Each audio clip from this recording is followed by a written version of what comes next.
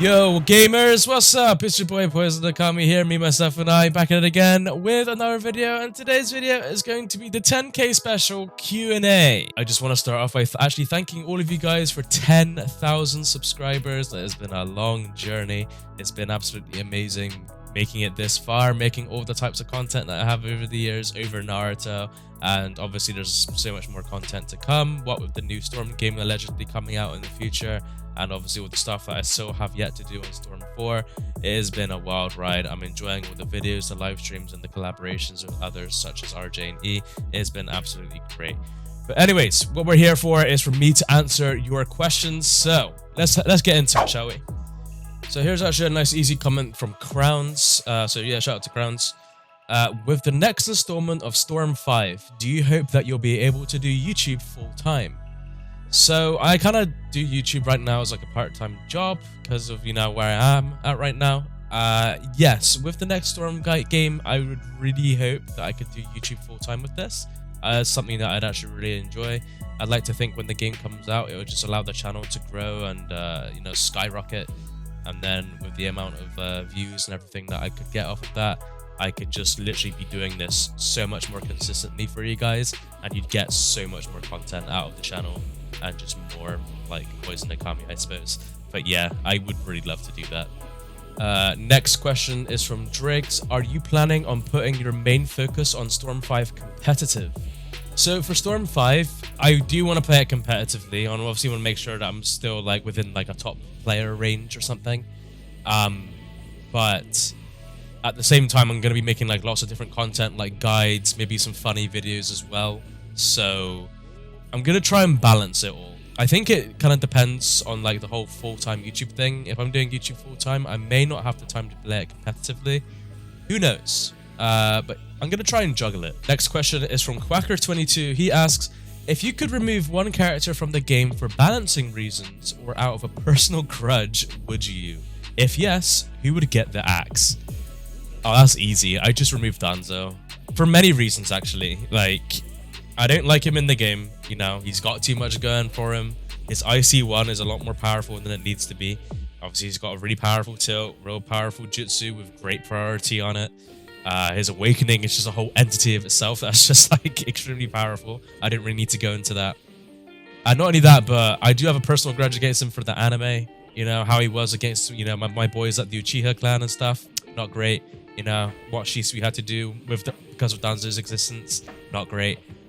So yeah, if CC2 were like, hey yo, we can uninstall one character, who should it be? Frame 1, I'd say Danzo Shimura. Get that man out of here. Okay, this one is from Kuroha Senoki, and they ask, if Storm 5 ends up playing more like Hinokami, having scaling based on the combo counter, arbitrary combo lengths, spending resource for simply jumping mid-combo, not being able to stop awakenings when triggering, defense multipliers, and etc., do you think a majority of players will go back to Storm 4 after a few months or so? Or do you think players will only care for a bigger roster?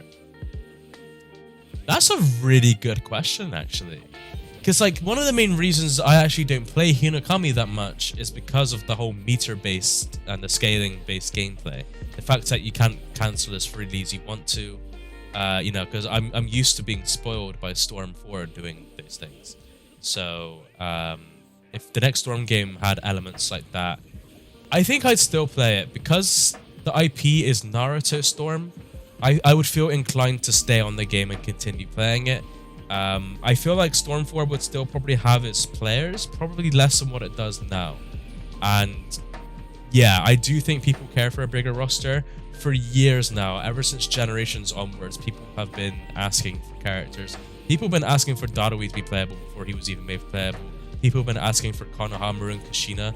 I remember when Storm 3 was out and Revolution was about to come out, Bandai actually did a like survey asking everybody on future characters they'd like to see be made playable, and Konohamaru and Kushina were like answers alongside like Hanabi and some other people, and the most popular answers back then were like Konohamaru, Kushina, and Shisui. So those three got brought playable into Revolution, but Hanabi actually didn't make the cut. Hanabi obviously made the cut in Storm 4, so that's a fun fact for you guys. So yes, I think people do care about a bigger roster, people just want to play side characters, and I'm sure they would probably excuse the scaling based resources and stuff like that just for that experience. But I think because of how dedicated everybody is to Storm 4 right now, and how they would be dedicated to the next Storm game, I think they would just put up with like the new style of mechanics and then just try to get good at that game anyways. I think we've been starved of a new Storm game for so long, to the point where like people would just sort of put up with the new mechanics and just deal with it and just get good with it. And I reckon Storm 4 become a bit more of like a ghost town if a new Storm game arises. People just want a new Storm, really. But yeah, that's a really good question though. Okay, this question is from Mr. Cocotier. Congrats for the 10k, my G. Thank you very much. I appreciate it. Is Naruto your favorite anime, and is there any other anime/manga that you like a lot but don't tell us about? Yeah, so Naruto is actually my favorite anime of all time. Whenever I say this to people, they heavily disagree with me, but you know, that's just me. Yeah, I love Naruto. It's taught me a lot. It's shown me a lot. I've kind of grown up with anime. Like, I've watched it ever since I was a child. So growing up, I'm now like, what? How old am I? I'm 24 now. So I started watching that when I was like 10 or 11.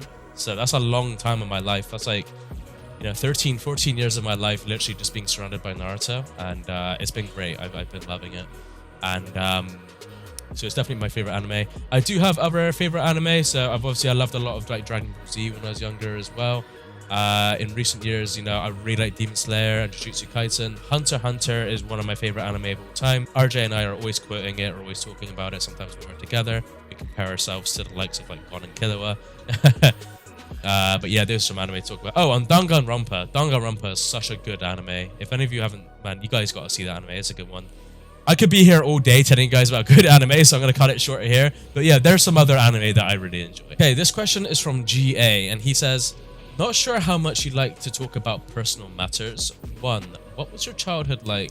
2, how are you currently feeling in life? And a more game-related question, what is your opinion on the top 5 mistakes in the game that differentiates between pro and medium players? Thank you.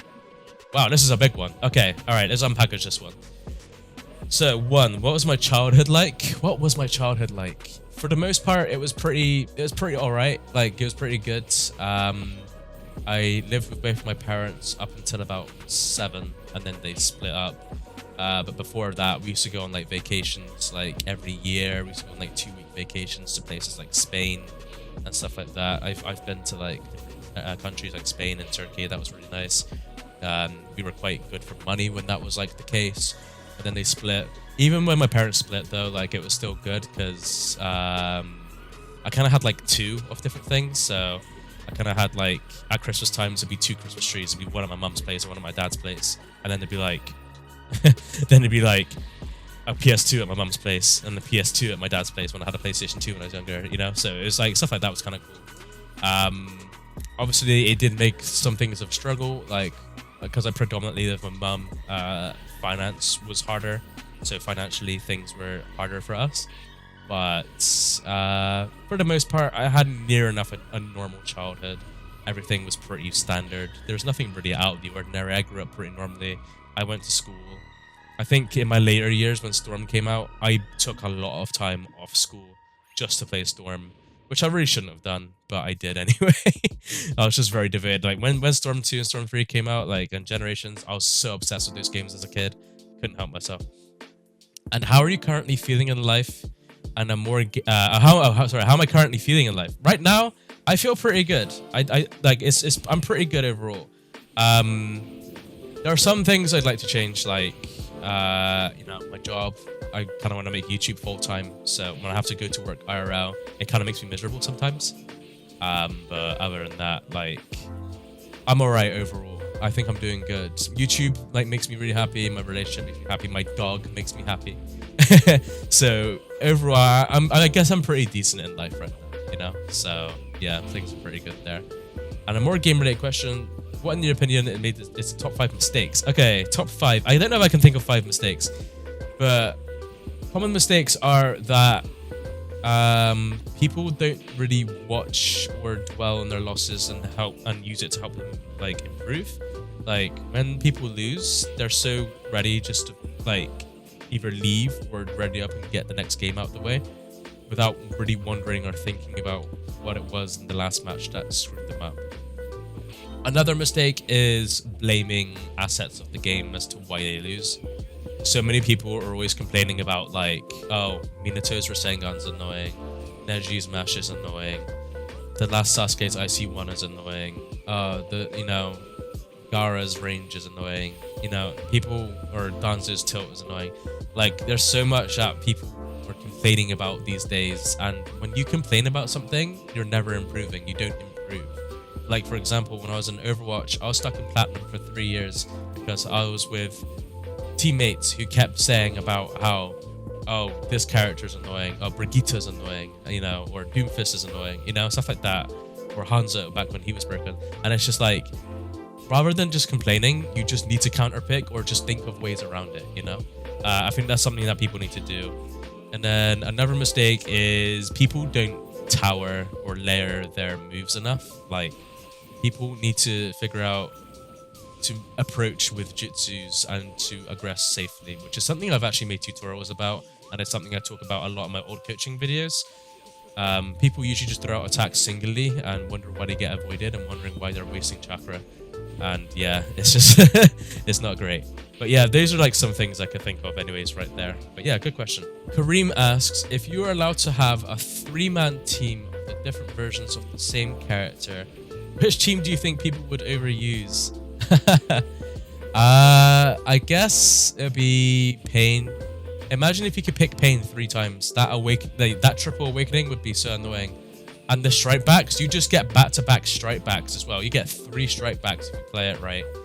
I reckon characters where you get 3 strike backs, or like Danzo, you can pick Danzo 3 times. You can just tilt spam. You just tilt, switch and tilt again, switch and tilt again. You just wouldn't get touched. I feel like characters like that would be really annoying. Yeah, I could see people just doing stuff like that. Ray asks, if you would host a tournament, what do you think should be the rules? Or could you share some of your favorite tournament experiences? Rules would be basic things like ban dash cut, ban Tamari cover fire, and then ban like certain characters like Edo Hashirama and Kaguya and Tiyuya, I suppose. And then just like allow pretty much everything else. Maybe like 1 awakening per game, random the map, something like that, really. Can I share my favorite tournament experiences? I got a couple. I think was the time I won an old tournament from like 2018, I think it was, when Keon 2 came into the scene and he started hosting tournaments, and he did this one tournament named Tournament of Power. I'm pretty sure that was a duo tournament that I won alongside my partner Suzakuna Kyoku. We won that together. That was really cool. I liked it so much because this was before people kind of figured out like jutsu buffering and stuff. So I had a team of like Madara, Shisui, and Itachi, and it was a full-on fire spamming team. I could spam jutsus and I would just win, and it was great. Even in delay, I just won because I just threw out jutsus and spammed it. And yeah, where I'd be switch checking and using it so much. Keon and Falco were both commentating on the tournament, and they just called it the Yama tech. But yeah, that was good fun. Another favorite tournament experience was actually traveling to Hungary back in 2020. I traveled over to Hungary. I met Traitor and met some of the Hungarian players, and that was really fun. And winning that tournament over there as well, that was really great. That was just a great experience. Just literally the purpose of flying to a European country just to play Naruto just was absolutely insane to me, and I loved it. It's great. RJ asks, who is your favorite underrated players, if you have any, and why? Slime. Favorite underrated players. Man, I didn't actually think about this much. I guess I got a few to the name. I feel like there's a lot, and I'm gonna forget some. But I guess Owl, official Owl. He's got really good fundamentals. I feel like his fundamentals are really good. He's got a lot of potentials. I'd say he's underrated. I'd say RJ, actually, himself. I'd say he's underrated. But actually, he's in some places he is. Me and E can see how strong he really is and stuff. He puts himself down. Like, he doesn't rate himself that much. And I feel like there are people that doesn't see him. There are some people that see him to be like a real good top player. And I feel like he's pretty much there. But yeah, I reckon It's because he isn't competing much, so yeah. Oh, I have to put it to Shaq as well. Shaq is a pretty good player, and he's underrated for sure. Like, he's pretty good. Oh, and Karma as well. Karma's a really good player. Hell yeah. I'd say he's underrated. I feel like people aren't always talking about how good enough he is, but when he does come onto the field and he actually tries, he actually does really well. So yeah, I guess like there's some names to list off. But to be honest, if I were to keep listing names, I'd be here all day because there's probably quite a lot that goes under that category. Zetsumaru asks, what made you move forward when there were sad moments? For example, lost many games in a row and the rank, often met with rage quitters, or after a difficult game eventually lost. And then question 2, if you could change any of the 3 things in Storm 4, what would you change? Okay. Let's move on after sad moments. Okay, so this is the thing, right? This is actually like the thing.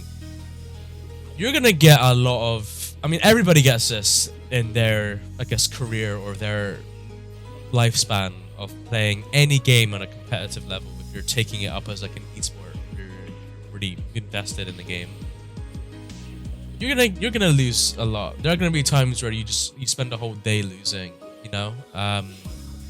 For Naruto, for example, a lot of my losses were in, I guess, Storm 3. In Generations, I was playing people who I was sort of better than. I was playing within the clan who I kind of rise to the top of, so I didn't really experience losses much. But I remember experiencing my major first loss versus Ipal back in Naruto Storm 3, like 7 or 8, maybe 9 years ago. I can't remember when it was. I'll say like 8-7 years ago. And man, it was devastating. It was during this event, I think it was it's like CQC, Close Quarters Corp or something like that. And everybody had to got divided into different endless lobbies, and then it was like a tournament thing, and everybody had lives, and then you had to eliminate all the other lives. It's like a battle royale type system, and then you move on to like your next group, and then you just advance up that way. And I was in a group of Ipal and 2 other people. Ipal was at the top. I think he was actually beating everybody. He was really good back then. He was just always a really good player in Storm, and yeah, I remember he was like the first actual real threat I've ever faced playing Storm, and I've been playing Storm since Storm 2, so I wasn't very used to losing. In clan battles I used to win like all the time, and I met Ipal, and I never met him before, and it's my first time meeting him, and he absolutely destroys me. I'm there with like my Ino team and stuff, and he picks like Killer B and some Sasuke team or whatever, and absolutely wipes me. He destroys me, green bars me some of the times, and he took away all my lives. And I remember I was so devastated. I just turned off my PS3 and I literally just went to bed, and I was just devastated. I was in bed and I was devastated, and literally I just went to sleep. And when I woke up the next day, I thought to myself, I cannot let that happen ever again. And what I had to realize was that there were people better than me. I said to myself, there's people better than me in this game. I felt so much despair, so much anger. I just knew I had to get better. So instantly, I started hitting up people that were within my range. I tried finding people on player matches who were better than me. Anyone that was better than me, I added them. I hounded them for like PMs over and over again. And I just started training and started improving. And I'd watched the video back because it was recorded. It was up on YouTube. And I started watching it back, the footage, and making sure that I learned where I had lost against Ipal, why he managed to destroy me so much. Killer B was very strong back then with his IC2 and everything. Yeah, and I just made sure to improve. Because yeah, man, getting destroyed by him like that was actually devastating. Like, hell, like I almost cried. I was very young, and I swear I almost cried, dude. Like, I was so annoyed because I was convinced I was gonna make it to the top of this tournament and win some money. But yeah, man, like the best way to move forward is to accept it what it is. You say to yourself, yeah, I lost, yeah, I got my ass beat or whatever, and you make a difference. The difference between good players and bad players is that the good players, they take it and they move forward and they learn and they actually get better. The bad players, they quit. Some people will just quit the game after that. They stop playing Storm, they go play like Call of Duty or Dragon Ball Z or something or whatever, and they would never touch the game again, But yeah, that's how I dealt with sad moments. I'd get so full of despair and so confused and really like surprised and devastated because I was so like convinced I was like the top dog. And having that ripped away from you and taken away from you sucked. But I mean, it's gonna sound cheesy, but you just do what Naruto did in the anime and just never give up. That's it. Just get better, never give up, and you'll do good. Also, watch top players on YouTube. What I used to do back in the days, I used to watch Reanimation Heroes videos when he was uploading back in like Revolution days, and I'd literally just copy what he did. I'd watch King Gokun's videos and see Dark Mask in that. I'd just copy what Dark Mask did. That really helps me a lot. And then yeah, if I was met with rage quitters and stuff like that, like I'd just be like, whatever. Like if someone rage quits on me, I just tell myself, well, I'm better than them, and just move on. I never really cared. If I could change 3 things in Storm 4, what would you change? I don't know if I could change 3 things. Oh, 1 would be dash cut. 1 would be the ability to chakra dash after your awakening action. I really wouldn't care if that got taken out, really. And I take out armor break as well. Armor break needs to go. Yeah, thanks for the questions, SMR. I have a question, Poison. Since we know Storm 5 generations is what it's appearing to be from theory, what new mechanics besides switch check should be in the game since Storm 4? We all got so used to how it is, and Senju says it's supposed to be the most competitive Storm game. I just want to know your thoughts on the new mechanic. Man, a new mechanic. I can't really think of a new mechanic. Like, it's come to a point where like Storm's just kind of done it all. If I had to like implement something, is the ability to kind of choose support types. Have like sort of similar support types to what we had in Storm, but you can choose it for a character. So like, if I wanted, I could make Sasuke a strike back and Naruto a cover fire or something, you know? Storm is implemented so much, it's just, yeah. And Snorkel asks, besides Ino, who is your favorite character to use? I have a few. I really love using Shino. Shino is so fun to use. And PTS Shino.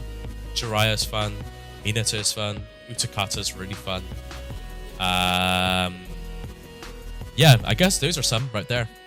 And Saturn's question, since all the questions are Storm related, what anime did you enjoy the most this year, and what anime and what's your favorite anime and movie ever? So as I answered earlier, my favorite anime ever is Naruto.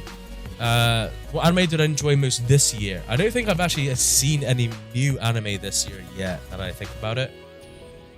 Usually when I start anime, it's like quite old anime. But I guess the most recent new anime I've really seen and enjoyed, which I've watched obviously last year, was Jujutsu Kaisen. Jujutsu Kaisen was amazing. Loved it. Really good. Favorite movie ever? It has to be the Demon Slayer movie.